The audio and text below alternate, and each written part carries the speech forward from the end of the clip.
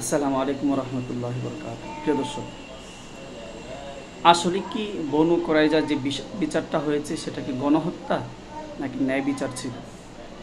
চলুন আমরা আগে জেনে আসি যে বনু কুরাইজার সাথে কি হয়েছিল, কে সেই বনু কুরাইজা।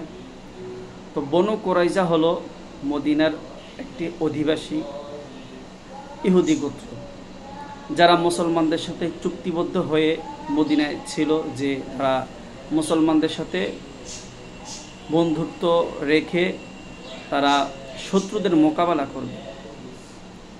তো এর মধ্যে কিছু শর্ত ছিল। তো তার মধ্যে এরকম একটা শর্ত ছিল যে যদি বহিরাগত কোনো শত্রু মদিনায় আক্রমণ করে তাহলে তারা মুসলমানদের সাথে মিলিত হয়ে সেই শত্রুর মোকাবেলা করবে। কিন্তু যুদ্ধক্ষেত্রে কি দেখা গেল যে না, তারা আসলে কি করেছে, এই শত্রুদের সাথে কুরাইশদের সাথে তাল মিলিয়ে তারা নিজেরাও মদিনার মধ্যে আক্রমণ করেছে এবং শত্রুদেরকে আক্রমণ করার জন্য সহযোগিতা করেছে। তো যখন এক পর্যায়ে যুদ্ধ শেষ হলো, মুসলিমরা বিজয় হলো, তো এর একটা মীমাংসার জন্য তারা মামলা দায়ের করলো বা একটা সালিশ দায়ের করলো। এই সালিশের মধ্যে তারা নিজেরাই নিজেদের বিচারকে বেছে নিল। তারা বলেছে যে আমাদের বিচার, যেহেতু আমরা অপরাধ করেছি, আমাদের বিচারটা আমরাই করব এবং কে বিচারক হবে সেটা আমরা নির্ধারণ করব। আল্লাহ রাসূল সাল্লাল্লাহু আলাইহি ওয়াসাল্লাম বলেছেন, ঠিক আছে, তোমরা অপরাধ করেছো, তোমাদের বিচার তোমরা কিভাবে নিবা তোমরা নির্ধারণ করো, এবং কে তোমাদের বিচারক হবে সেটাও তোমরা নির্ধারণ করো, সমস্যা নেই। তখন সাদ ইবনে মুআজ রাদিয়াল্লাহু তাআলা আনহুকে ইহুদিরা বিচারক হিসেবে নির্ধারণ করেছে। তারপর আল্লাহ রাসূল সাল্লাল্লাহু আলাইহি ওয়াসাল্লামের কাছে জিজ্ঞাসা করলেন যে কিভাবে আমরা বিচার করব। তখন আল্লাহ রাসূল সাল্লাল্লাহু আলাইহি ওয়াসাল্লাম বলেছেন যে তাদের ধর্ম অনুযায়ী তুমি তাদেরকে একটা ফায়সালা করে দাও, এটা অনুমোদন দিয়েছেন। অর্থাৎ তাওরাতে যেভাবে আছে ওইভাবে একটা ফায়সালা দিয়ে দাও। তখন সাদ ইবনে মুআজ রাদিয়াল্লাহু তাআলা আনহু তাদের যে ফায়সালা ছিল, তাওরাতে যেটা ছিল যে যদি কেউ এরকম ধরনের অপরাধ করে, যদি বিশ্বাসঘাতকতা করে, যদি চুক্তি ভঙ্গ করে, তাহলে তাদের নারী ও শিশুদেরকে জব্দ করা হবে এবং পুরুষদেরকে হত্যা করা হবে। তো সেই সুবাদে আল্লাহ রাসূল সাল্লাল্লাহু আলাইহি ওয়াসাল্লাম ওই শাস্তিটাকে অনুমোদন দিয়েছেন তাদের কথা অনুযায়ী।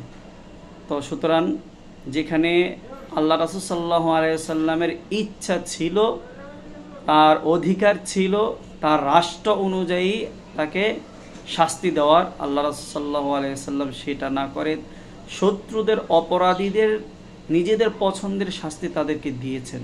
সুতরাং এখানে কি মানবতা বিরোধী হলো নাকি মানবতার আরও বহির্প্রকাশ পেল?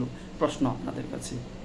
দ্বিতীয় নম্বর প্রশ্ন হচ্ছে, যদি আপনারা এটাকে গণহত্যা বলেন, তাহলে দ্বিতীয় বিশ্বযুদ্ধের পর জাপানে যখন আমেরিকা পারমাণবিক বোমা ফেলেছে, যেটা লক্ষ লক্ষ পুরুষ, অপরাধী, নিরপরাধী, নারী, শিশু এমনভাবে তারা নিঃশেষ হয়েছে, এমনভাবে সেটা ধ্বংস হয়েছে যেটার প্রভাব হাজার হাজার বছর ধরেও সেটাকে মাসুল দিতে পারছে না জাপান।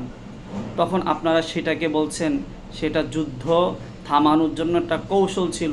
যুদ্ধ থামানোর জন্য যদি একটা কৌশল আপনার সেটা ন্যায় বিচার হয়ে থাকে, যুদ্ধ থামানোর জন্য যদি আপনাকে একটা জাতিকে পুরো ধ্বংস করে দিতে পারেন, একটা গোত্রকে, একটা এলাকাকে নিঃশেষ করে দিতে পারেন, যেটার প্রভাব হাজার হাজার বছরও থাকবে সেটা সেটাকে যদি আপনারা যুক্তিগত মনে করতে পারেন, তখন আল্লাহ রাসূল সাল্লাল্লাহু আলাইহি ওয়াসাল্লাম তাদের অপরাধীদের শাস্তি অনুযায়ী, অপরাধীদের বিধান অনুযায়ী তাদেরকে শাস্তি দিয়েছেন। সেটাকে আপনি কিভাবে সেটাকে মানবতা বিরোধী বা গণহত্যা বলবেন? প্রশ্ন আপনার কাছে।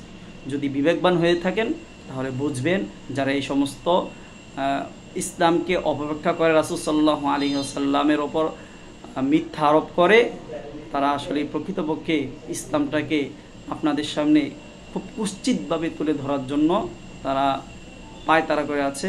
আপনারা এগুলো থেকে সাবধান থাকবেন ইনশাআল্লাহ।